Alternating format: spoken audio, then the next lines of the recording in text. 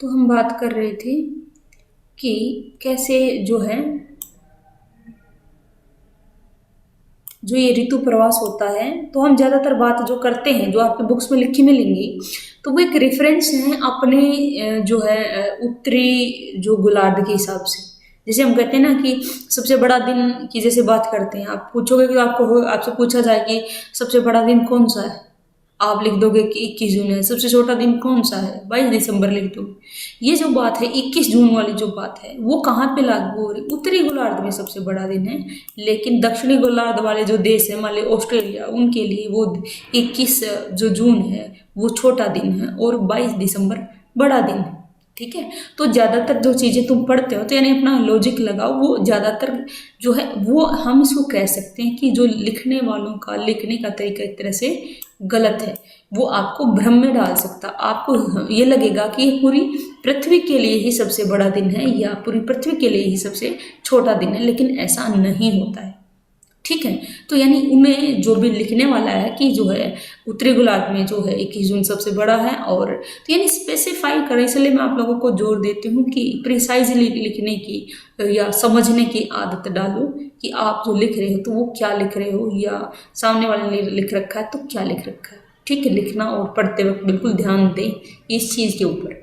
ठीक है, तो मैं उत्तरी गोलार्ध के रेफरेंस में ज़्यादातर हम कहें ना कि हम जितनी भी बातें करते हैं क्योंकि वो हमसे रिलेटेड है, तो जो चीज़ें हम समझाते हैं या लिखते हैं वो कहीं ना कहीं हमसे ही रिलेटेड होती हैं। इसलिए जब हमने कहा ना कि जब इन अक्षांशों में क्या होता है, ये ऋतु प्रवास जिन जहाँ पे हम करते हैं कि सब पोलर रीजन में, ये थोड़ा सा दक्षिण की तरफ आ जाते हैं। किस ऋतु में? गर्मी सर्दी की ऋतु में, क्योंकि दक्षिणी अक्षांशों में थोड़ा नीचे की तरफ है ये इन अक्षांशों में। ठीक है, यहाँ ज़्यादा ठंड है, यहाँ थोड़ा कम है, तो ये क्या करते हैं ऊपर से नीचे की तरफ, ऊपर से नीचे की तरफ यानी उत्तर से दक्षिणी अक्षांशों की तरफ, ये हम कह सकते हैं कि उच्च अक्षांशों से। ये उच्च अक्षांश है, ये उनकी तुलना में निम्न अक्षांश है। ठीक है, या हम कहेंगे कि मध्य अक्षांशों की तरफ। ठीक है, उच्च अक्षांशों से ये मध्य अक्षांशों की तरफ ये है जो है ऋतु के अनुसार प्रवास कर गए। ठीक है, लेकिन जैसे ही जो है यहाँ पे जैसे हम बात कर रहे थे कि जैसे ही यहाँ पे क्या होगा,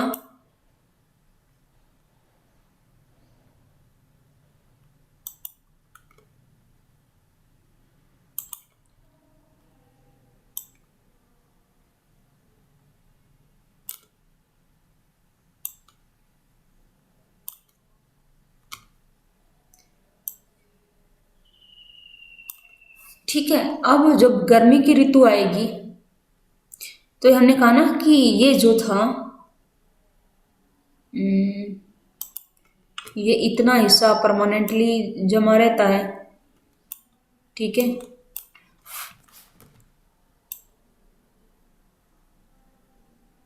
ये इतना हिस्सा जो है तो परमानेंटली बर्फ से ढका रहेगा पूरा का पूरा साल। लेकिन क्या है, इस इतने हिस्से में सर्दियों में तो यहाँ पे भी बर्फ जम जाती है।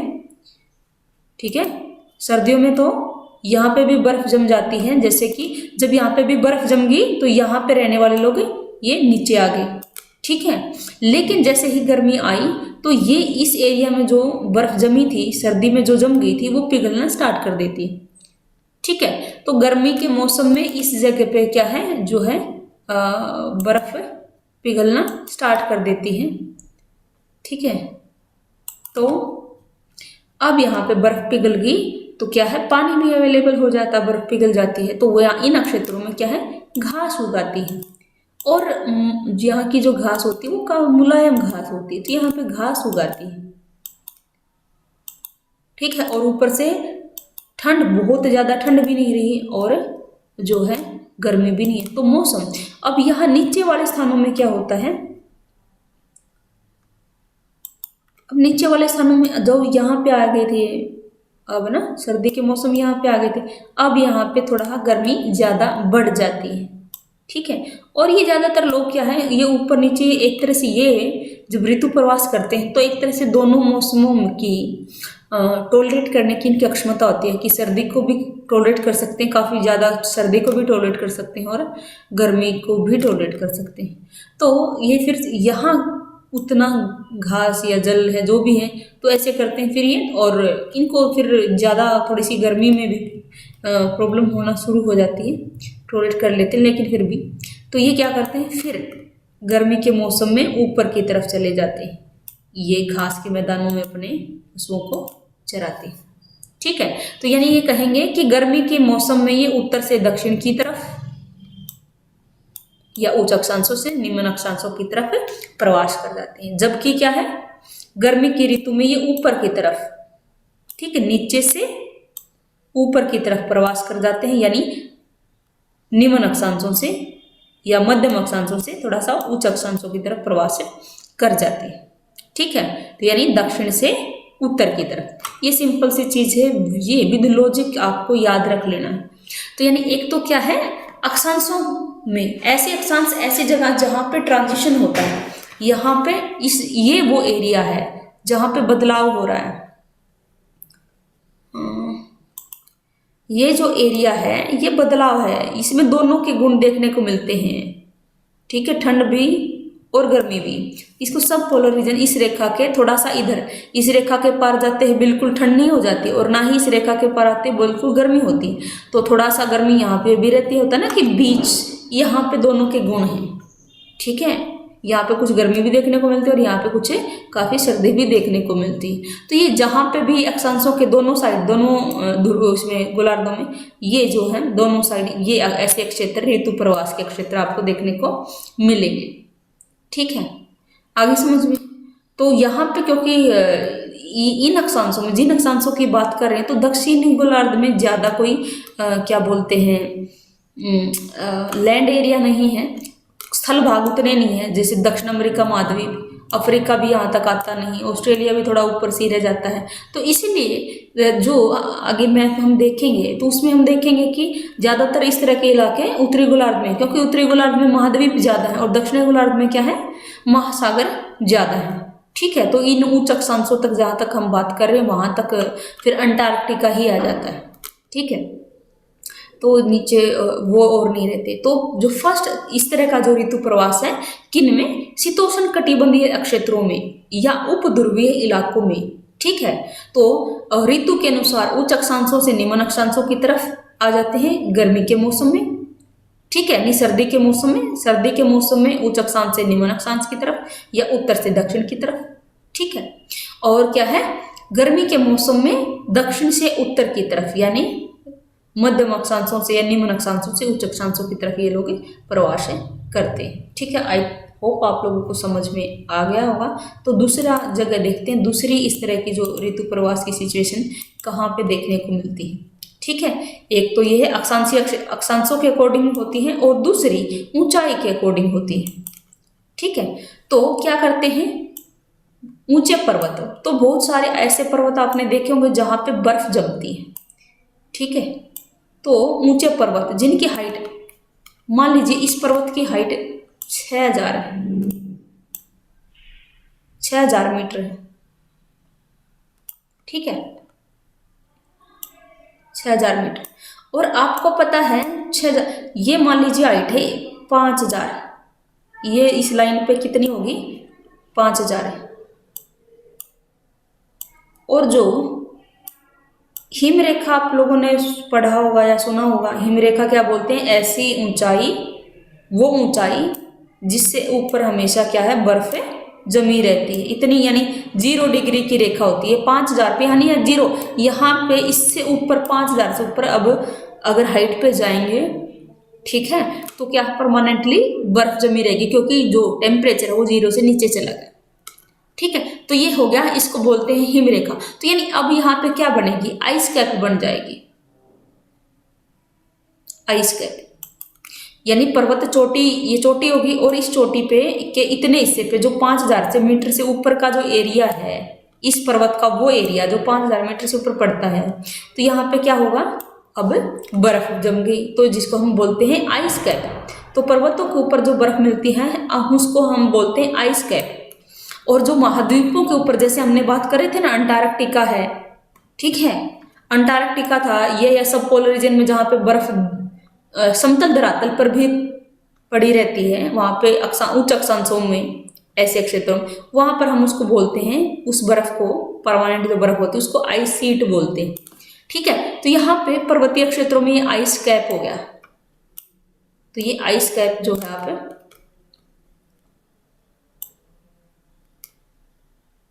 आइस कैप शीट होता है ना, चादर। तो महाद्वीपों के ऊपर तो क्या है, चादर की तरह जैसे समतल, और कैप होती है यूं। तो पर्वतों की चोटी पे कैप मिल रही है तो इसको बोल रहे हैं आइस कैप।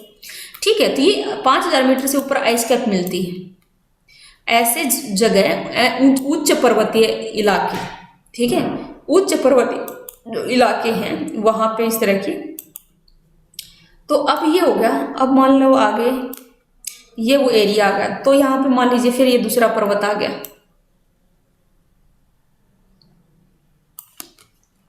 ये दूसरा पर्वत आ गया। तो अब ये पर्वत है और मान लीजिए ये पर्वत है। ठीक है, तो इन पर्वतों के बीच में ये जो है निचले स्थान है और इनकी हाइट क्या है, कम है। ठीक है, तो ये भी आइस कैप हो गया, इधर इधर भी बर्फ जम गई। अब मान लो यहां पर कोई रहता है, मान लीजिए ये है 4000 मीटर की हाइट है, ये होगी 3 की और ये होगी 2 की और ये होगी यहाँ पे ये नीचे बिल्कुल ये 1500 की हाइट है। ठीक है, 1500 भी काफी ऊंचा है, दो बड़े पर्वतों के बीच में जगह है, तो ये होगी वैली, है ना, इसको बोलते हैं पर्वतों के बीच का जो क्या बोलते हैं, जो घाटी होती है, तो ये होगी वैली।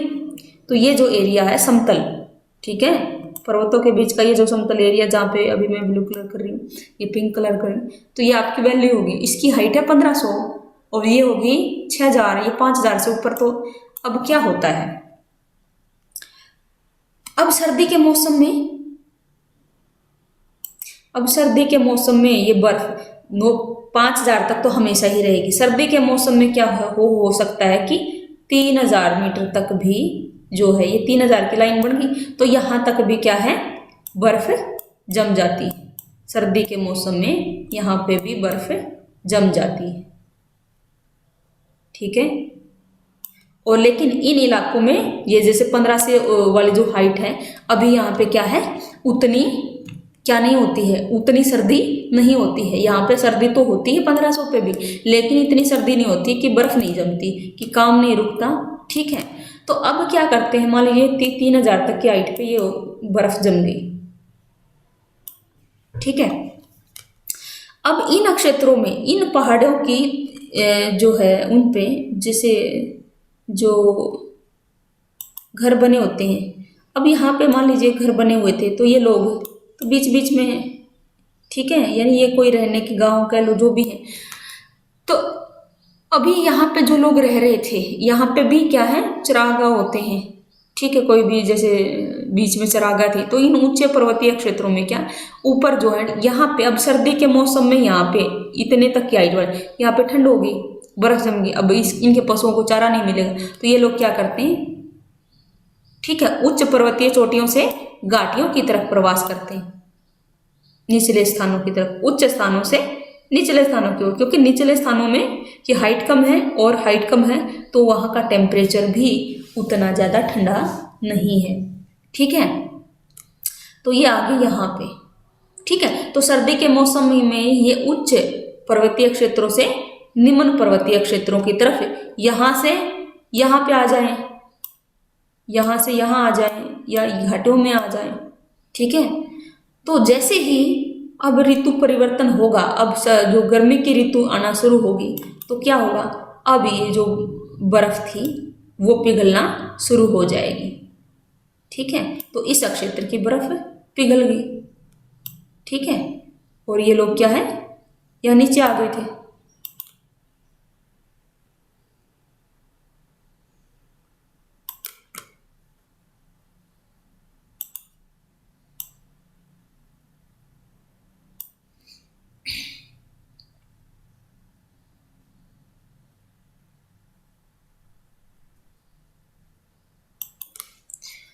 अब ये नीचे आ गए थे। अब ये स्थान, अब यहाँ पे जो 1500 के नीचे ये घाटी है, नीचे स्थानों में अब गर्मी में ज्यादा गर्मी होगी। सर्दियों में तो ठीक है, उतनी सर्दी नहीं है, लेकिन गर्मी का टाइम हो तो यहाँ पे ज्यादा गर्मी है। ये ऊंची जगह है। अब यहाँ ये जगह जो है ये ऊंची जगह है, ठीक है। अब यहाँ पे ना तो ये बर्फ थी, बर्फ भी पिघल गई, तो ज्यादा ठंड नहीं रही, ठंड ज्यादा नहीं रही, और गर्मी भी। अब यहाँ पे गर्मी ज्यादा है 1500 की हाइट पे, और यहाँ 3000 की हाइट पे या ये 4000 की जो हाइट पे है, उतनी ज्यादा जो है गर्मी नहीं होती है, ठीक है। तो ये लोग क्या करते हैं, अब गर्मी के मौसम में निचले स्थानों से, घाटियों से उच्च पर्वतीय इलाकों की तरफ जो है अग्रसर हो जाते हैं, प्रवास कर जाते हैं। अब यहाँ पे बर्फ के पिघलने से अच्छी खासी जो पानी बन गया बर्फ का, और अच्छी खासी बढ़िया नरम घास है जो है वो उग जाती है, और ये अपने पशुओं को क्या है, तो जलवायु भी अनुकूल हो गई, और जो पशुओं को जल और चारा भी वहां पे उपलब्ध हो गया, ठीक है। तो यानी दो तरह के इलाके, एक तो पर्वतीय इलाके, उच्च पर्वतीय इलाके, थोड़ी ऊंचाई वाले नहीं, उच्च पर्वतीय इलाके जहां ऋतु परिवर्तन के साथ क्या है, देखो यहाँ पे बहुत परमानेंट बर्फ जम रही है, और सेमी परमानेंट है। तो इस जहाँ पे सेमी परमानेंट का मिलेगा ना, वहां पे ये चीज मिलेगी कि एक मौसम में वहां पे बर्फ मिल रही है और दूसरे में, इसीलिए इनको जगह, अगर ये परमानेंटली यहाँ पे बर्फ ना जमती, ठीक है, हर मौसम में साफ रहता, तो इनको नीचे आने की जरूरत नहीं थी। लेकिन एक मौसम में यहाँ पे बर्फ जम रही है और दूसरे में नहीं जम रही, इसलिए ये इनको ये स्थान बदलना पड़ता है।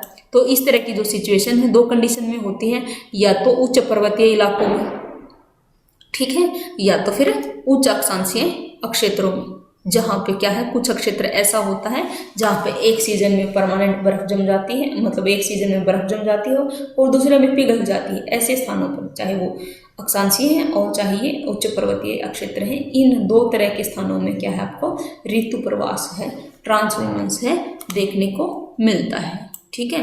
आई होप आप लोगों को ये अच्छे से समझ में आ गया होगा, कारण समझ में आ गया होगा, ठीक है।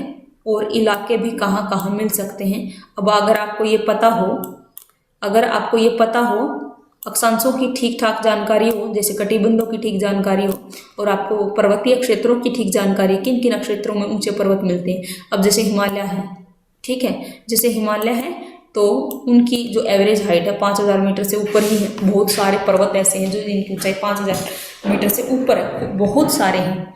तो ऐसे इलाकों में, यानी हिमालय के जो क्षेत्र हैं, तो जो ऊंचे पर्वतीय क्षेत्र हैं वहां पर आपको देखने को मिलेगी, ठीक है। और साथ के साथ दोनों ही उसमें ऋतु प्रवास,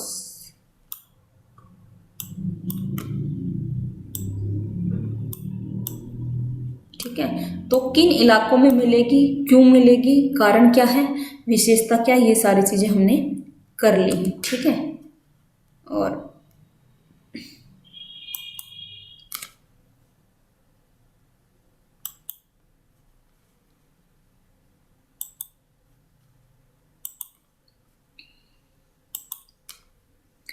अब हम आते हैं मैप पे।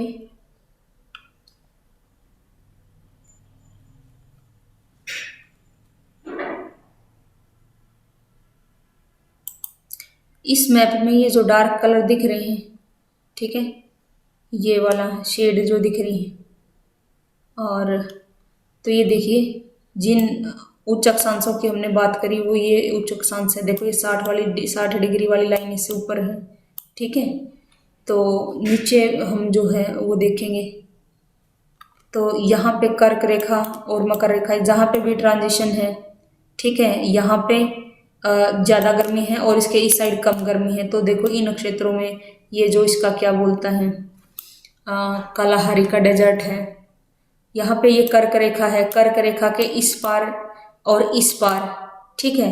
तो इन रेखाओं के यहाँ पे 60-66 वाली डिग्री, इसको सब आर्कटिक सर्कल बोलते हैं। इस सब आर्कटिक सर्कल के उत्तर और दक्षिण की तरफ प्रवास होता रहता है, और यहाँ पे कर्क रेखा के उत्तर और दक्षिण की तरफ ऋतु परिवर्तन के साथ ही प्रवास होता रहता है, ठीक है। इधर दक्षिण गोलार्ध में क्या है, इस जो है मकर रेखा के इस पार और इस पार, ठीक है, ऋतु के अनुसार, ठीक है, होता रहता है। अब यहाँ से क्या करेंगे, सर्दी के मौसम में कहाँ चले जाएंगे, सर्दी के मौसम में ये नीचे यहाँ से यहाँ पे इस साइड चले गए, ठीक है। और गर्मी के मौसम में क्या है, जो है यहाँ से इधर जैसे आगे, ठीक है। तो इस तरीके से, और फिर ये 66.5 वाली यहाँ पे तो फिर क्या जनसंख्या रहती नहीं है, अंटार्कटिका के आसपास हो गया ना, दक्षिण गोलार्ध में रहती नहीं है। तो इसलिए ये देखिए वो सारे इलाके हैं, ये है सहारा का जो तुम्हारा रीजन है, ठीक है। और ये इन अक्षांशों में देखो पड़ने वाले जो है शीतोष्ण कटिबंध, जहाँ पे जो है दो बेल्ट, दो तरह की जलवायु का प्रभाव होता है, ठीक है। भारत का भी, उत्तरी भारत का जो इलाका है, और ये क्या बोलते हैं अफगानिस्तान, और ये यहाँ पे दो ऋतुओं का जो जहाँ पे भी जो है प्रभाव होता है, इस तरह की जो है ऋतु प्रवास देखने को मिलता है, ठीक है। एक बार जो है नेक्स्ट मैप में चलते, सेमी मैप है मतलब इसी का, इसमें कुछ चीजें अगर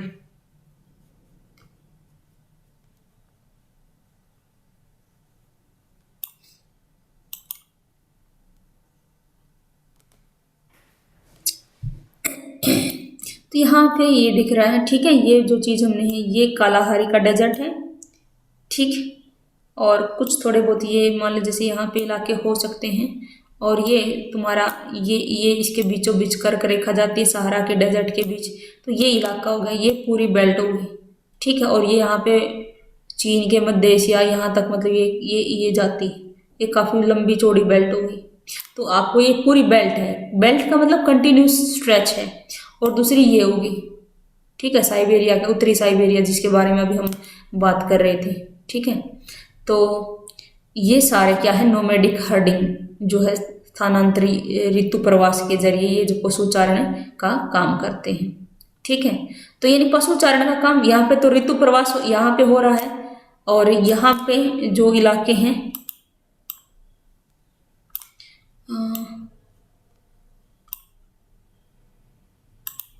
यहाँ पे जो इलाके हैं, ये डेजर्ट का भी इलाका, ठंडे और गर्म। यहाँ पे देखो चीन में बहुत, यहाँ पे ठंडा मरुस्थल है, ये गोबी का है, ठंडा मरुस्थल है। यहाँ पे भी कई सारे ठंडे हैं मरुस्थल हैं। यहाँ पे पर्वत हैं, भारत के हिमालय पर्वत हैं, पठार है। यहाँ पे इस तरह की जो है आप देख सकते हो पशुचारण का काम, कई सारे गुज्जर बकरवाल आप लोगों ने पढ़ी होंगी, ठीक है। और ये तो हो गए ऋतु प्रवास के क्षेत्र, ये वाला ऋतु प्रवास का क्षेत्र हो गया, ये ऋतु प्रवास का क्षेत्र हो गया। इसमें भी फिर ये क्षेत्र है ज़्यादा एरिड रीजन है, ठीक है, एरिड रीजन है, ये मरुस्थल है, गर्म मरुस्थल है। तो यहाँ पे भी ये सारा क्षेत्र, तो ये लोग क्या करते हैं, तो जैसे ही मौसम के अनुसार थोड़ा बहुत इधर उधर होता है, ठीक है, बीचों बीच है, तो इधर से मान लीजिए इधर से उधर और उधर से इधर जो है ये करते हैं, ठीक है। तो यानी भोजन और उसकी तलाश में जगह जगह जगह जगह जो है चले जाते हैं। ऋतु प्रवास ना भी करें, ठीक है, स्थानांतरण तो होता ही, पास्टोरलिज्म हमने कहा है, ठीक है। ऋतु के अनुसार ना करें तो, लेकिन जब भी उनका चारा या जल खत्म हो जाता तो दूसरी जगह पे, तो ये जो ये वाले हैं, तो यहाँ पे ऋतु प्रवास हो भी सकता है, नहीं भी हो सकता, लेकिन क्या है, स्थानांतरण जरूर होता है, ठीक है। ऋतु प्रवास के कुछ स्थानों पे जो है आपको ज़्यादा देखने को मिलती है, वो मैंने बता दिया, ये क्षेत्र हैं। और ये उच्च पर्वतीय क्षेत्र हैं, ये उच्च पर्वतीय क्षेत्र, फिर ये एंडीज यहाँ पे आ जाएगा, ठीक है। तो यहाँ पे हो सकता है, संभावना भी कहीं कहाँ पे हो सकती है, ये भी आप मतलब जो है अंदाज़ा लगा सकते हैं, ठीक है। तो इन मरुस्थलों में, सेमी एरिड और एरिड रीजन में, तो भोजन और जो है जल की तलाश में, ये चारे और जल की तलाश में इधर उधर घूमते रहते हैं, ठीक है। आई थिंक आप लोगों को ये क्लियर हो गया होगा। और ये अक्षांश इनको अच्छे से आप लोग है ना, मैं शायद अभी ये वाली यहाँ तक की शेयर नहीं करी है, मैं शेयर कर दूंगी। तो ये पीपीटी में जैसे ये मैप है, ये आपकी बुक्स में भी दे रखेंगे, तो ये समझने का प्रयास करें, ये बात कैसे लागू हो रही है विद लॉजिक, ठीक है।